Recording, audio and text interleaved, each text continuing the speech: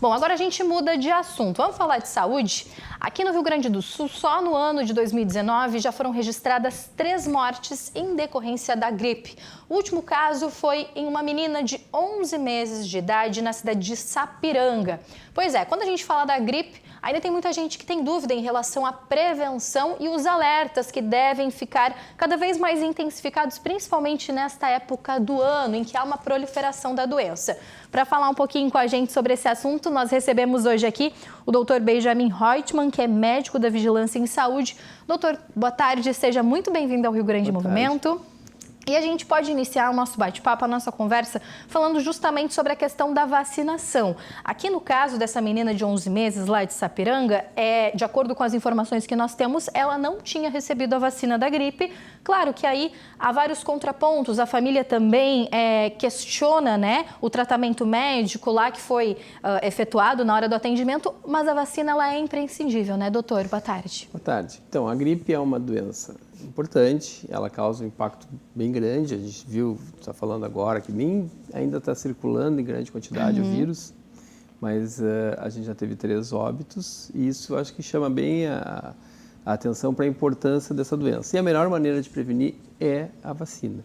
A vacina, então, ela está disponível, por exemplo, em relação às crianças a partir dos 6 meses, de 6 meses até 5 anos, está em todas as unidades de saúde, todos os postos de saúde, e é a melhor maneira que a gente tem para evitar que a pessoa pegue a doença. Nesse caso dessa menina, ainda tem alguns exames, algumas coisas que têm que ser melhor esclarecidas, mas de qualquer maneira a gente vê como a gripe pode impactar negativamente. Né, As outras 2 vítimas fatais ali foram 2 idosos, um de 71 anos, outro de 79 anos, respectivamente das cidades de São Gabriel e de Barra do Ribeiro, né? A gente sabe que o grupo de idosos são um dos grupos prioritários. Acho que é importante a gente retomar, relembrar quais são esses grupos e o porquê também, né, de ter uma priorização nesse sentido. Então, exatamente. Esses são 3 casos, mas já deixa bem caracterizado que há algumas pessoas, alguns grupos que são mais suscetíveis, não só de ter a gripe, mas ter a gripe com complicações.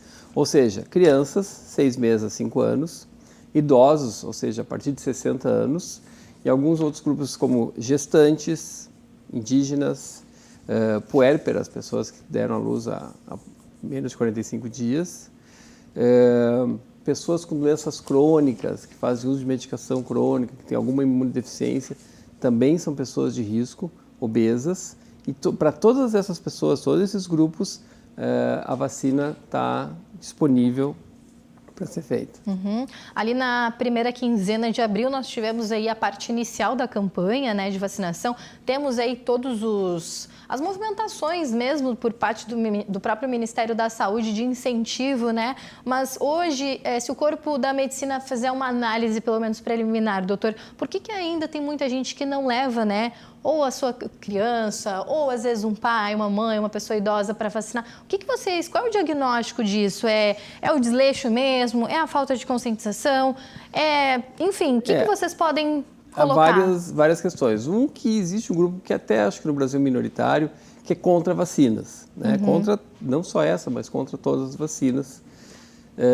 Isso tem uma certa influência. Outros, em relação à vacina da gripe, acham que a vacina pode causar doença ou tem alguma história para contar de algum vizinho, de algum amigo que fez a vacina e logo depois ficou doente.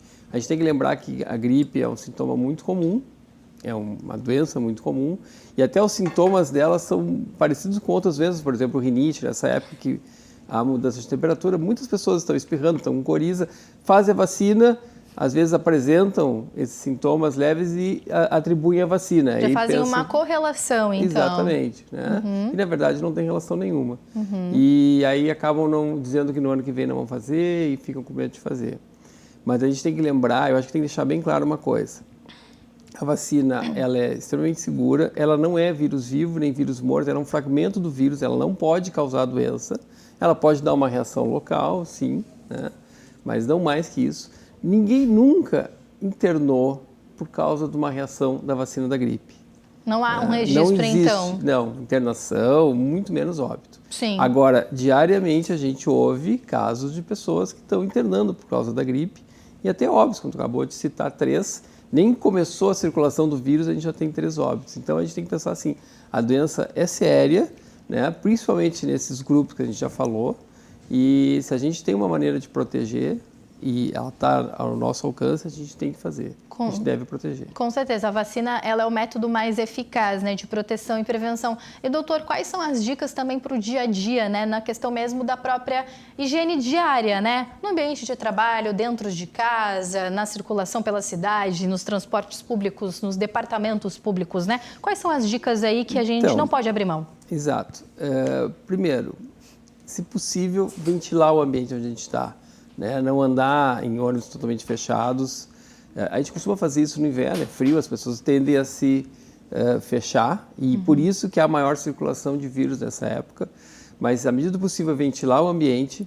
É claro que se uma pessoa está doente, e aí eu vou só citar, febre alta, dor no corpo, coriza, tosse, dor de garganta, quer dizer, sintomas clássicos de gripe, ela não deve circular, ela deve ficar em repouso em casa, não deve ir para o trabalho, não deve ir à escola, deve ficar, ou creche, porque vai passar para todas as pessoas.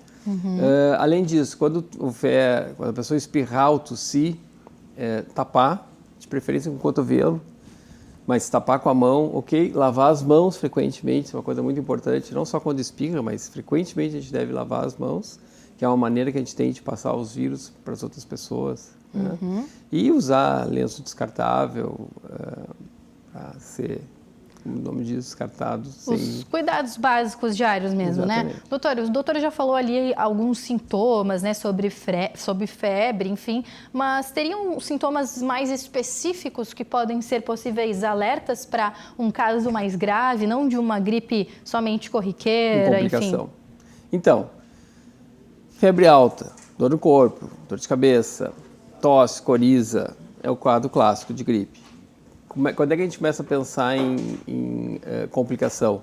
Quando a pessoa tem dificuldade para respirar, quando ela tem falta de ar, respiração mais rápida, enfim, cansaço, aí é um sinal de que deve certamente fazer uma avaliação imediata, né?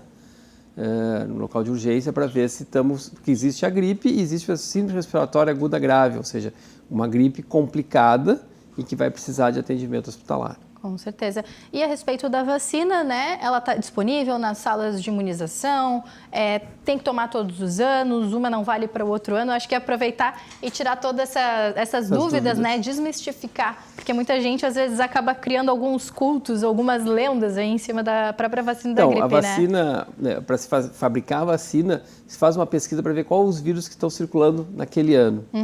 E a partir daí se fabrica a vacina começa a ser fabricada mais ou menos em fevereiro, março, por isso que ela não se consegue fazer antes de abril, porque até ficar pronto, entrar no mercado, nós estamos na metade de abril.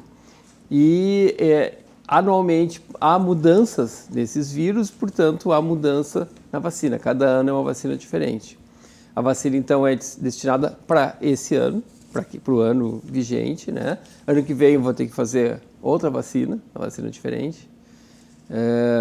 Está disponível em toda a rede de atenção básica da saúde, lembrando também que todas elas trabalham de segunda a sexta, das 8 às 18, e há 4 unidades de saúde que atendem até às 22 horas, e que também é uma oportunidade para quem extra aí para o pessoal que trabalha durante o dia, pode de noite fazer essa vacina. Então, mais uma vez, aí, conscientização de que as pessoas têm que tomar essa vacina para ficar 100% imunizado. É a melhor forma. É a melhor forma, né? A gente vê assim, as estatísticas, que todas as pessoas a maioria das pessoas que internam, principalmente que obtuam, elas não fizeram a vacina.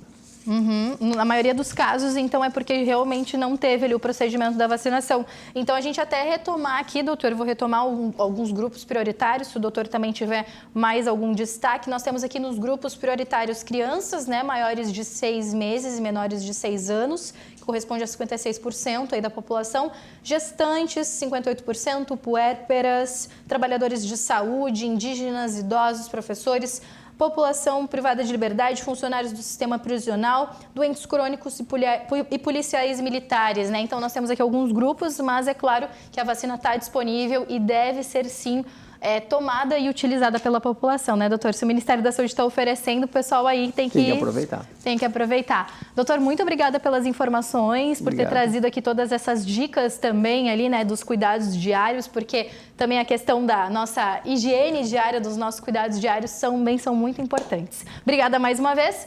Agora a gente segue aqui a nossa programação da RDC TV. Nós vamos para um rápido intervalo e o Rio Grande em Movimento volta dentro de instantes.